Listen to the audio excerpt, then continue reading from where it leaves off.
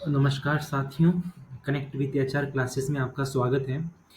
जैसा कि हम भारत की राज्य व्यवस्था के बारे में राष्ट्रपति संविधान के भाग 5 को पढ़ते हैं और पिछली कक्षाओं में हम राष्ट्रपति की शक्तियों के बारे में पढ़ा, कार्यपालिक शक्तियाँ, विधायी शक्तियाँ, वित्तीय शक्तियाँ। आज की इस कक्षा में हम न्यायिक शक्तियाँ पढ़ेंगे, सैन्य शक्तियाँ क्या है भारत के राष्ट्रपति की, आपातकालीन शक्तियाँ क्या है, वीटो शक्ति क्या है इत्यादि के विषय में आज की इस कक्षा में जानकारी प्राप्त करेंगे, जो एग्जाम ओरिएंटेड होगी और एक दिवसीय प्रतियोगिता में जितने भी प्रश्न पूछे जाते हैं उनसे संबंधित हैं। तो अगर आप इस चैनल पर नहीं तो इस चैनल को ज़रूर सब्सक्राइब करें। अगर ये वीडियो आपको आगे पसंद आए तो लाइक करें और अधिक से अधिक मात्रा में इस चैनल और वीडियो को शेयर करें। तो बिना किसी देरी के इस कक्षा को अभी स्टार्ट करते हैं। तो भारत के राष्ट्रपति को जो न्यायिक शक्तियाँ संविधान के तहत प्रदत्त की गई है वो इस प्रकार है। पहला, क्षमादान की शक्ति, अनुच्छेद 72। अनुच्छेद 72 के अनुसार राष्ट्रपति को निम्नलिखित मामलों में क्षमा और दंड में राहत देने की शक्ति प्राप्त है। तो वे कौन कौन से मामले हैं? तो पहला, ऐसे अपराध जिनका निर्णय भारत की संघीय विधि के अंतर्गत हुआ हो। दूसरा, ऐसे अपराध जिनका निर्णय एक सैन्य न्यायालय द्वारा किया गया हो। तीसरा, ऐसे मामले में जहां व्यक्ति को मृत्युदंड दिया गया हो। वापस पढ़ रहे हैं कि निम्नलिखित कौन से मामले हैं जो अनुच्छेद 72 के तहत भारत के राष्ट्रपति को क्षमादान की शक्ति प्रदान की गई है। पहला, संघीय विधि के तहत कोई अपराध के अंतर्गत घोषित किया गया हो। ऐसे अपराध जिसका निर्णय एक सैन्य न्यायालय ने दिया हो। तीसरा, ऐसे मामला जहां व्यक्ति को मृत्युदंड दिया गया हो। तो इन समस्त मामलों से संबंधित जो न्यायिक शक्ति रहती है क्षमा करने की, वो भारत के राष्ट्रपति के पास है। दूसरा न्यायिक शक्ति जो भारत के राष्ट्रपति को दी गई है वो न्यायाधीशों की नियुक्ति से जुड़ी शक्ति है। तो भारत के राष्ट्रपति सर्वोच्च न्यायालय और उच्च न्यायालय के न्यायाधीशों की नियुक्ति करते हैं। तो उनसे संबंधित क्या प्रावधान है, किस अनुच्छेद के तहत भारत के राष्ट्रपति करते हैं, तो इसकी जानकारी आपको दी जाती है कि भारत के राष्ट्रपति को मुख्य न्यायाधीश सुप्रीम कोर्ट के और सुप्रीम कोर्ट के अन्य न्यायाधीशों को अनुच्छेद 126 के तहत नियुक्ति करने का अधिकार है। साथ ही हाईकोर्ट के मुख्य न्यायाधीश और अन्य न्यायाधीश 217 के तहत अनुच्छेद के तहत नियुक्त करता है भारत का राष्ट्रपति। ये नियुक्ति जो है प्रधानमंत्री की सलाह पर और न्यायपालिका की कोलिजियम तंत्र की सिफारिशों के आधार पर की जाती है। प्रधानमंत्री की सलाह मतलब उसमें मंत्रिपरिषद की सलाह सम्मिलित है। उच्च न्यायालय के कार्यकारिणी मुख्य न्यायाधीश की नियुक्ति अनुच्छेद 223 के तहत ये भी कौन करते हैं? भारत के राष्ट्रपति करते हैं। तो अनुच्छेद 126, 217 हाईकोर्ट के न्यायाधीशों की नियुक्ति, 126 किसके बारे में? सुप्रीम कोर्ट के न्यायाधीश और सुप्रीम कोर्ट के मुख्य न्यायाधीश। उसके बाद किसकी सिफारिश पर? कॉलेजियम व्यवस्था न्यायपालिका की और प्रधानमंत्री की सलाह, जिसमें मंत्रिपरिषद की सलाह भी सम्मिलित है, के आधार पर की जाती है। कार्यवाहक उच्च न्यायालय के मुख्य न्यायाधीश की नियुक्ति जो अनुच्छेद 223 के तहत कौन करता है? राष्ट्रपति महोदय करते हैं। राष्ट्रपति की उच्चतम न्यायालय से परामर्श करने की जो शक्ति अनुच्छेद 143 के तहत है। तो ये भी ध्यान रखना है कि उच्चतम न्यायालय के मुख्य न्यायाधीश से सलाह परामर्श करने की जो शक्ति है राष्ट्रपति को किस अनुच्छेद के तहत दी गई है? अनुच्छेद 143 के तहत। उसके बाद भारत के राष्ट्रपति की सैन्य शक्तियों को देखें तो राष्ट्रपति तीनों शस्त्र सेनाओं जैसे थल, जल, वायु सेना का सर्वोच्च सेनापति होता है। राष्ट्रपति को युद्ध घोषित करने और शांति स्थापित करने की शक्ति की प्राप्त है, किंतु इस शक्ति के प्रयोग को संसद विधि द्वारा विनियमित करती है। इस प्रकार राष्ट्रपति की सैन्य शक्ति उसकी कार्यपालिक शक्ति के अधीन है, जिसका प्रयोग वो मंत्रिपरिषद की सलाह पर करता है। वह युद्ध की घोषणा करने और युद्ध की शांति संधि करने का अधिकार रखता है, परंतु संसद की अनुमति उसमें आवश्यक होती है। तो इसमें ध्यान रखने वाली तीन महत्वपूर्ण बात है कि तीनों शस्त्र सेनाओं का प्रधान कौन होता है? तो राष्ट्रपति होता है। राष्ट्रपति युद्ध की घोषणा किसकी सिफारिश पर करेगा? जो है कार्यपालिका मतलब मंत्रिपरिषद की मंत्रणा से करता है। उसके बाद आगे हम देखें तो आपातकालीन शक्तियों में भारतीय राष्ट्रपति की आपातकालीन जो शक्तियां हैं संविधान के द्वारा विशेष परिस्थितियों में प्रदान की गई असाधारण शक्तियां हैं। सामान्य समय में राष्ट्रपति संसदीय प्रणाली के अधीन होता है, लेकिन आपातकाल की स्थिति में उसे विशेष शक्तियां प्राप्त हो जाती है। इन शक्तियों का प्रयोग संविधान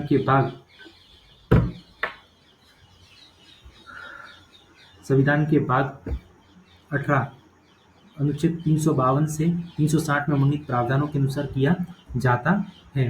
भारत में जो 3 प्रकार के आपातकाल की व्यवस्था की गई है संविधान में, जिसमें राष्ट्रपति की भूमिका सर्वोपरि होती है।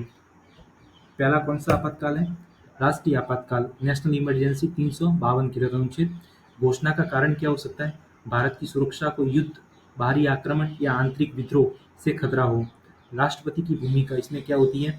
जब प्रधानमंत्री की अध्यक्षता वाली मंत्रिपरिषद राष्ट्रपति को लिखित में सुझाव देती है, तब राष्ट्रपति राष्ट्रीय आपातकाल की घोषणा कर सकता है। सिफारिश किसकी जाएगी? मंत्रिपरिषद की सिफारिश के आधार पर राष्ट्रपति क्या करेगा? राष्ट्रीय आपातकाल घोषित करता है।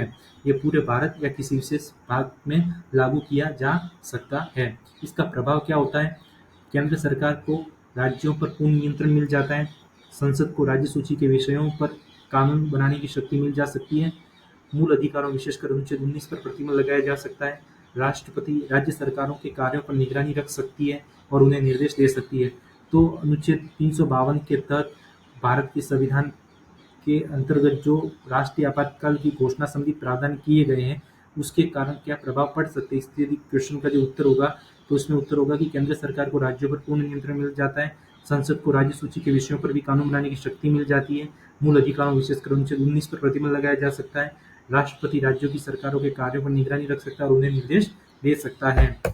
उसके बाद अगर राज्य आपातकाल या राष्ट्रपति शासन प्रेसिडेंट्स रूल लगता है अनुच्छेद 356 के तहत, तो उसके लिए घोषणा के कारण क्या हो सकते हैं, इसमें राष्ट्रपति की भूमिका क्या हो सकती है, वो प्रभाव क्या हो सकता है, तो इसको भी हम पढ़ते हैं। घोषणा का कारण इसमें क्या है कि जब किसी राज्य में संविधान के अनुसार शासन नहीं चल रहा हो, तो उस समय जो है राष्ट्रपति शासन उस राज्य में लागू किया जाता है अनुच्छेद 356 के तहत। राष्ट्रपति की भूमिका क्या होती है इसमें? राष्ट्रपति राज्यपाल की रिपोर्ट या स्वयं की जानकारी के आधार पर राष्ट्रपति शासन लागू कर सकता है। इसका प्रभाव क्या होगा? राज्य की जो कार्यपालिका और विधानमंडल की शक्तियां राष्ट्रपति को मिल जाती है। दूसरा, राष्ट्रपति संसद को राज्य विधानमंडल की शक्तियों का उपयोग करने की अनुमति देता है और राज्यपाल राष्ट्रपति के प्रतिनिधि के रूप में राज्य में कार्य करता है। तो राष्ट्रपति शासन के दौरान जो है अनुच्छेद 356 के तहत ये प्रभाव दिखाई देते हैं। क्या? राज्य की कार्यपालिका और विधानमंडल की शक्तियां राष्ट्रपति को मिल जाती हैं। राष्ट्रपति संसद को राज्य विधानमंडल की शक्तियों का उपयोग करने की अनुमति देता है और राज्यपाल राष्ट्रपति के प्रतिनिधि के रूप में कार्य करता है। अगर तीसरी आपातकालीन शक्ति देखें राष्ट्रपति की, तो वित्तीय आपातकाल है अनुच्छेद 360 के तहत। घोषणा का इसका कारण क्या हो सकता है? जब भारत की वित्तीय स्थिरता या साख को खतरा हो। दूसरा, राष्ट्रपति की इसमें भूमिका क्या हो सकती है? राष्ट्रपति जो है वित्तीय आपातकाल की घोषणा कर सकता है जब उसे ऐसा लगे कि देश की वित्तीय स्थिरता जो है संकट में है। इसका प्रभाव क्या होता है?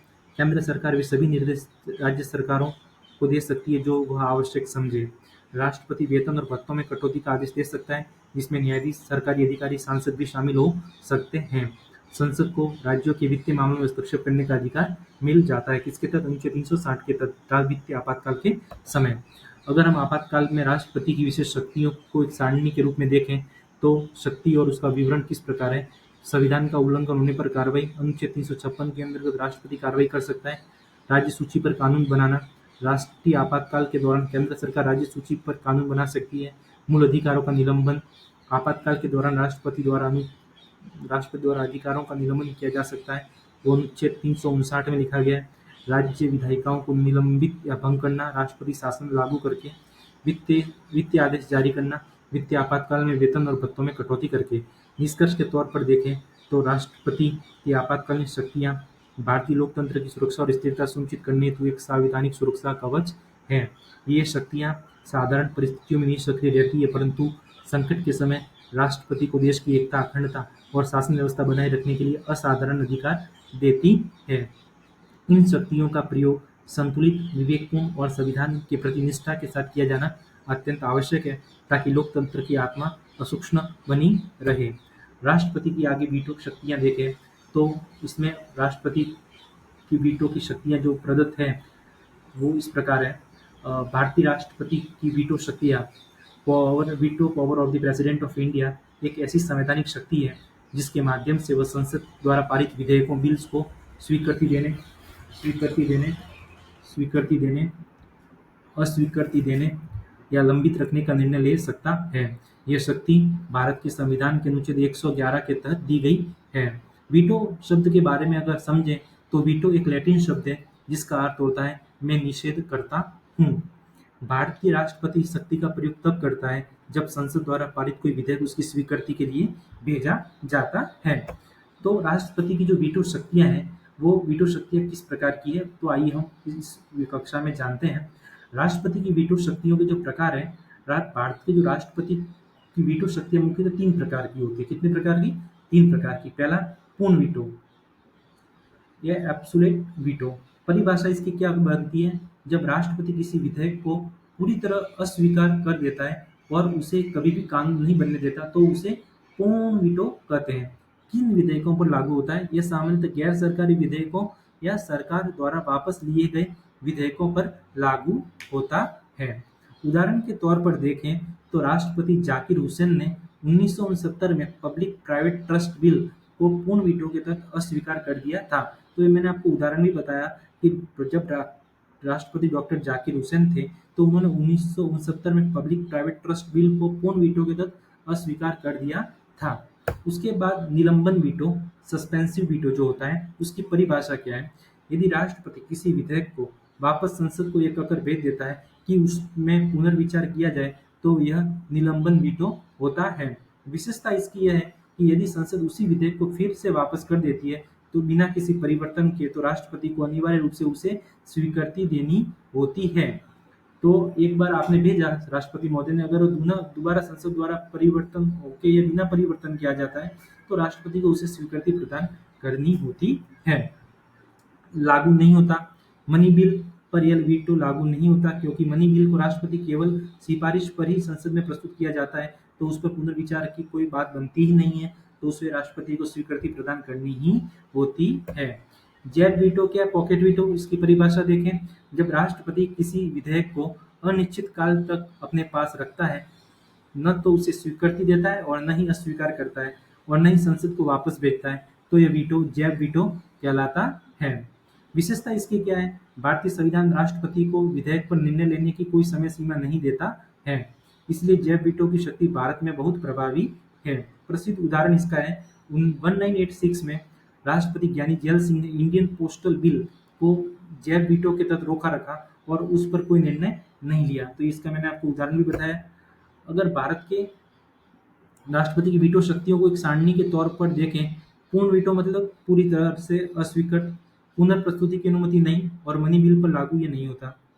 निलंबन वीटो, पुनर्विचार हेतु संसद को लौटाना, पुनर्स्वीकृति की अनुमति होती है, मनी बिल पर लागू नहीं होता। जैब वीटो, अनिश्चितकालीन रोक होती है इस पर, पुनर्प्रस्तुति की अनुमति नहीं और मनी बिल पर लागू नहीं होता। वीटो शक्ति का महत्व देखें तो यह शक्ति राष्ट्रपति को नियंत्रण और संतुलन, चेक एंड बैलेंस के सिद्धांत का पालन करने में सक्षम बनाती है। इससे विधायी प्रक्रिया में गंभीर पुनर्विचार की गुंजाइश बनती है।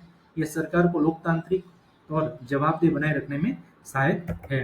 निष्कर्ष के तौर पर देखें तो भारतीय राष्ट्रपति की वीटो शक्ति औपचारिक दिखने के बावजूद संविधान और लोकतंत्र के संरक्षक में गुप्त और शक्तिशाली औजार के रूप में कार्य करती है। विशेष रूप से जैब वीटो जैसी शक्ति यह सुनिश्चित करती है कि संसद द्वारा पारित प्रत्येक विधेयक केवल बहुमत के दबाव में नहीं, बल्कि न्याय, विवेक और जनहित के आधार पर ही कानून बने। अगर भारत के राष्ट्रपतियों के संबंध में कुछ तथ्य पर दृष्टि डालें, तो प्रथम जो राष्ट्रपति थे डॉक्टर राजेंद्र प्रसाद 1950 से 1962, इकलौते राष्ट्रपति जिन्हें 2 बार चुना गया डॉक्टर राजेंद्र प्रसाद।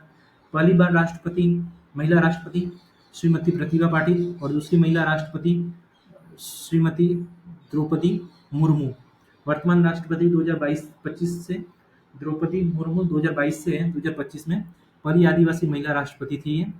निष्कर्ष के तौर पर देखें तो भारत की कार्यपालिका एक संवैधानिक तंत्र है जो लोकतांत्रिक मूल्यों, सामूहिक उत्तरदायित्वों और नियंत्रण और संतुलन के सिद्धांत पर आधारित है। इसमें राष्ट्रपति संवैधानिक प्रमुख होता है, जबकि प्रधानमंत्री और मंत्रिपरिषद वास्तविक कार्यपालिका का संचालन करते हैं। तो मित्रों, हमने राष्ट्रपति के संबंध में जितनी भी जानकारी थी एग्जाम ओरिएंटेड, उन सबको आपके साथ साझा किया, जो निश्चित तौर पर प्रतियोगी परीक्षा में उपयोगी होगी।